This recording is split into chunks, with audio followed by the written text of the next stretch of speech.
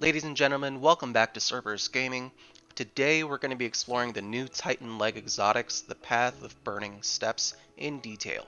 I'm going to be sharing with you the results of a lot of testing I did, as well as show off some cool gameplay footage from the Crucible. But first I want to give a huge shout out to my good friend Winslow for letting me use his account. He managed to snag these exotic legs from the solo lost sectors yesterday, and he was nice enough to not only let me use his account, but also help me with testing this exotic in a private match, as you'll see later. So looking at the boots here, we can see that the perk is called Fire Walker. The perk reads, Solar Final Blows periodically grant you an escalating bonus to weapon damage. You are harder to slow or freeze with stasis, and when you break out, you take no damage from doing so, creating a burst of solar energy around yourself. So there's a lot to unpack here, so let's just take things one at a time. First, these boots act as a sort of pseudo rampage perk for solar weapons and abilities. It's important to remember that the perk won't activate for every solar kill. Remember that the perk reads solar final blows periodically grant you bonus damage. We'll go over the details of this later, but if you get any type of solar damage final blow, about half the time you're going to activate one stack of this perk, which can stack up to 4 times, and this gives you extra damage for all weapons, not just solar weapons, for 10 full seconds. Now for comparison, Rampage lasts only for about 3 seconds. Here we see me testing the damage with an Igneous Hammer. I'm actually on my friend's account, and you can see that my friend is on my account. As you can see, one stack of Firewalker boosts the damage of each bullet to 108 per crit, which is a 20% increase. In other words, a 1.2 times damage multiplier from baseline. At 2 stacks of Firewalker, the damage of each bullet increases to 113, which is a 25.56% increase from baseline. And at 3 stacks, you can see that the damage here is actually bugged. The damage goes back down to 108, back down to a 20% damage buff, and then finally at 4 stacks the damage goes up to 122, which is a 35.56% damage increase from baseline. As you can see here, with any number of stacks of the Firewalker buff, you're going to be able to 2-tap with any 120 RPM hand cannon, provided that you're within the optimal range of these weapons, which matters more now. 120 hand cannons are still very powerful this season, so don't underestimate the bonus damage from this perk.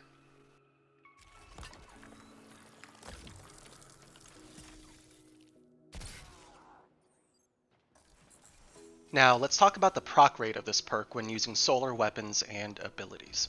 My friend Winslow and I did some extensive testing regarding the proc rate of this perk when getting final blows from any solar damage source, whether it's weapons or abilities. When you first spawn in, whether it's at the beginning of a match, the start of a new trials or survival round, or simply respawning after you die in any Crucible game mode, the very first kill you get with a solar weapon or ability off spawn will never give you the Firewalker buff. If, however, you happen to get 2 solar kills before dying, the second kill has a very high chance of proccing the buff, somewhere around an 80% proc rate. I can explain later how I got to that number.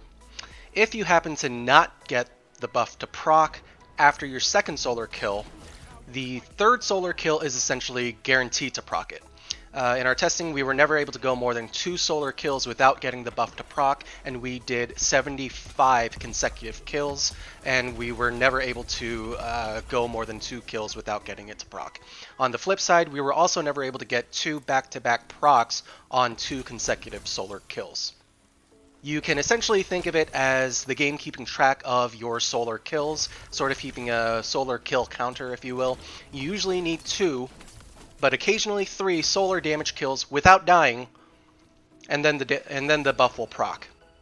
If, however, you happen to get hit with a stasis, slow, or freeze at any point, the buff will proc instantly, and your solar kill counter will essentially reset. So after you get slowed or frozen, you need to start over and get another 2, sometimes 3 solar kills to get the buff to proc. And if you're playing a game mode like Trials or Survival where there are separate rounds or revives, each time you spawn back in or get revived, you have to start the kill counter all over again. That is to say, once you spawn back in, say at the start of the next round, or if you maybe get revived by a teammate, even if you already had 1 solar kill and survived the previous round, you would have to start back over with your solar kill count and get 2, sometimes 3 solar kills in order to proc this buff, assuming that you don't get hit by a slow or freeze during this process. So let's take a look at the spreadsheet that I made. I went into a private match with my friend Winslow and basically just kept killing him over and over with my Igneous Hammer, Solar. On the occasions that I happened to proc the Firewalker buff, I made sure to let the buff run out before getting the next kill just to keep things consistent. This spreadsheet shows whether I got the buff or not after each kill, with Y being yes, I got the perk, and N being no, I didn't get the perk. Out of 75 consecutive kills without dying or proccing the buff through slows or freezes, there were 34 total procs of the buff, which amounts to approximately a 45% chance per kill of proccing the buff. However, that isn't really the full picture because there was a clear pattern that was somewhat predictable, as you can see here. The pattern always starts with a no. In other words, when you respawn or when the next trials round starts, the pattern always starts with a no on the first solar kill, and then it typically will alternate no, yes, and so forth. Occasionally, though, you can see that I'll get 2 no's in a row, in other words, 2 solar kills consecutively in a row where I don't get the buff, but never more than 2 in a row. We weren't able to identify a specific trigger for when we would get 2 no's in a row, so my best theory is that you'll always start with a no. In other words, your first solar kill will never proc the buff. And then on the next solar weapon or ability kill, you have about an 80% chance to proc the buff, assuming you haven't been hit by a slow or free sometime before that second kill. If you get unlucky and don't get the buff on the second solar kill, the chance of proccing the buff on the next solar kill goes up to essentially 100%. Now this 80% number comes from the fact that out of all the testing we did, out of 33 possible instances where we could have procced the buff on the second solar kill, there were 7 instances where we did not proc the buff. So we divide 7 by 33, and we can see that once you get 1 solar kill, the chances of you not proccing the buff on the next solar kill is about 21%. In other words, there is about a 79 or basically 80% chance that you will proc the buff on the next solar kill. Now, it's worth mentioning that it doesn't matter what type of damage source lands you these kills as long as they're solar. So what I mean by that is that you could get 1 kill with, say, your Igneous Hammer, then your second kill could be with an Incendiary Grenade. The Incendiary Grenade in this scenario will more often than not, about 80% of the time, give you the Firewalker buff, or if you're in the unlucky 20% and get 2 solar kills without proccing the buff, once you get a third solar kill from any source, again, whether it's solar weapons, abilities, supers, you are essentially guaranteed to get the buff on that third kill. It might also be worth mentioning that the Firefly perk on Ace of Spades may be able to proc this buff as well, since the description for the perk reads that it deals solar splash damage. However, we were unable to test this since it was just the 2 of us testing, and testing the splash damage would require at least 1 other person. Now, the second major benefit provided by these boots is protection against stasis. In other words, these are the anti-stasis boots. When you do get frozen, you'll still be frozen for the full duration, but when you break out, you take 0 damage, and instead you'll damage enemies in a 10-meter radius around you. So we'll go over the details of the explosion damage and range a little bit later. For now, if you look at these clips here, you'll be able to see that regardless of whether I'm wearing the boots or not, the duration of the freeze from my friend's rift is 5 seconds. However, when I'm wearing the boots, instead of the breakout damaging me, I then cause solar splash damage to all enemies near me. In addition, slows won't last nearly as long on you while wearing these boots, and as you'll see in the testing footage here, you can even stand in a dust field grenade from start to finish and you still won't get frozen, and once you step out of the dust field, the slow stacks fall off much faster.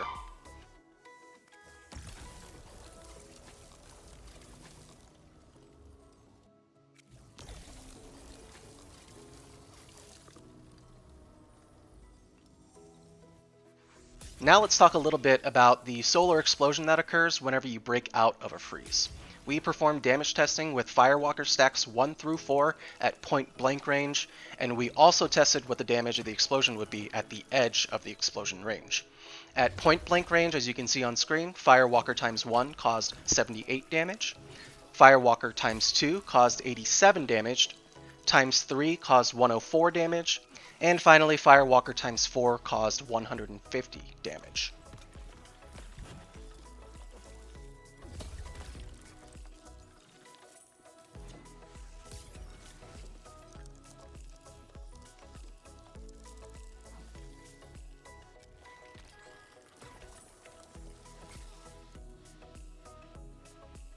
As far as range testing goes, using Darcy, we found the maximum range at which the solar explosion can deal damage is 10 meters.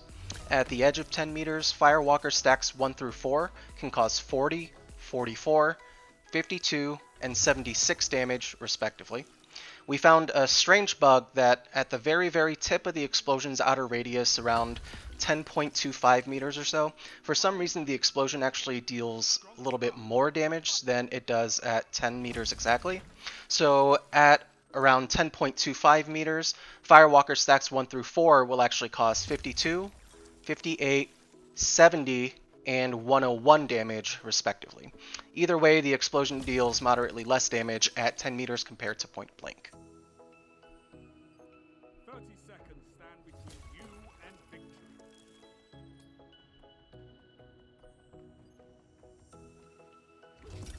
Now, we also did some testing with sniper rifle damage. We first tested aggressive frame snipers and found that the body shot damage with Firewalker times 1 was 189, while the body shot damage with Firewalker times 2 was 197.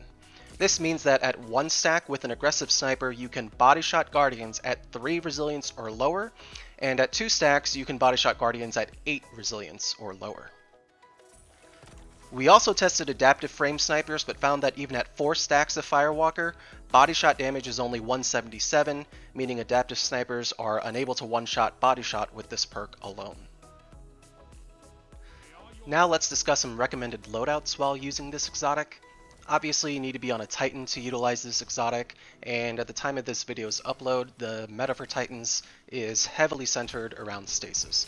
Stasis is much stronger than any light-based subclass for Titans, and as such, I would recommend using Stasis if you're playing serious modes such as Trials of Osiris. However, since this exotic perk can be activated by solar ability kills, including grenades, melee, and supers, using Bottom Tree Sunbreaker with the sunspots can also be an option, especially in 6v6 game modes such as Control. If you're really looking to win though, I can't stress highly enough just how strong Behemoth Titans are, even after the nerf to their super. As far as weapons go, you either have the choice of going with a solar primary or a solar special weapon. This may depend somewhat on your playstyle, but if you're someone who gets lots of kills with their special weapon, then you may want to consider using a solar special to proc stacks of Firewalker. However, if you're looking to use this exotic with a shotgun, I would highly recommend using a good solar primary instead, the best one currently being the Igneous Hammer. On the other hand, if you're a sniper main with a consistent shot who gets lots of sniper kills, going for a solar sniper may be your go-to when using this exotic, although what was previously the best solar sniper, the Far Future, was recently nerfed along with Quick Draw as it can't roll Snapshot. Still, I think the best way to go with these exotics would be to use a good solar primary. Another viable option may be something like the Stars and Shadow Pulse, which can roll with Kill Clip in order to help you secure the second and third solar kills more easily. So that's going to wrap it up for the video. If you found this video useful, if you like the content and information presented here, please consider dropping a like and subscribing to my channel. I know we're very new, but I plan on uploading more videos like this, along with gameplay videos in the future, and I would love for you to join me in building up this channel. The rest of the video will just be a match I played as a Behemoth Titan wearing these exotic boots, so please feel free to enjoy. Thank you so much for watching, and I hope to catch you next time.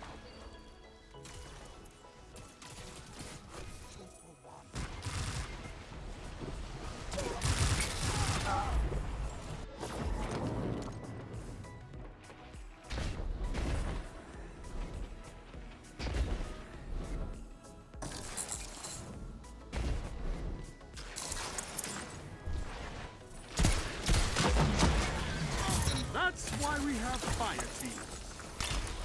Zone B captured. Zone advantage is yours.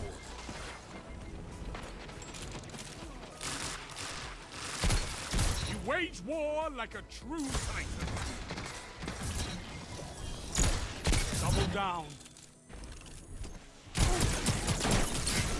What can stop you if you fight together? Nothing.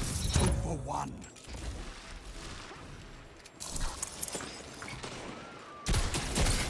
Strength in numbers, Guardian. Excellent.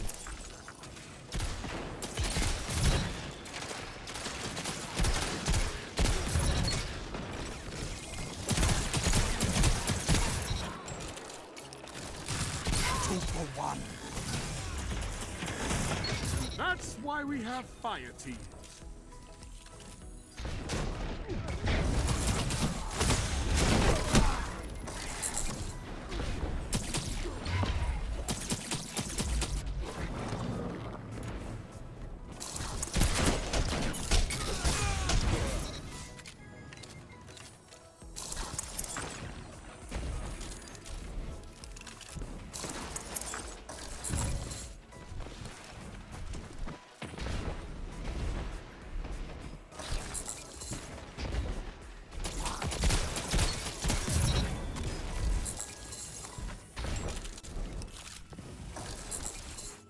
Zone C lost.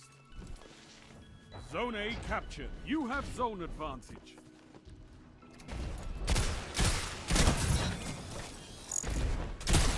Double down.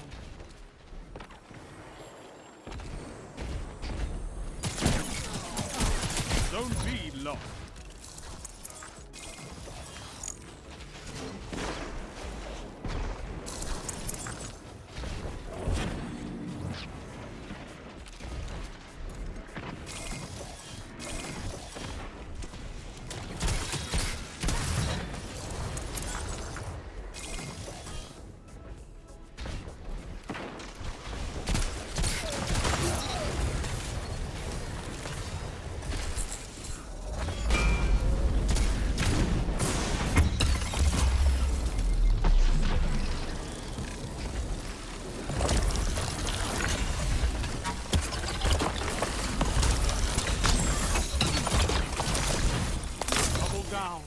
With you on the field, there is an order I could not push tight.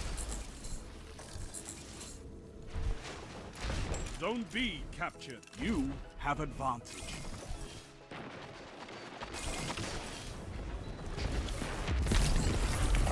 Double down. I've seen enough. I'm calling this one.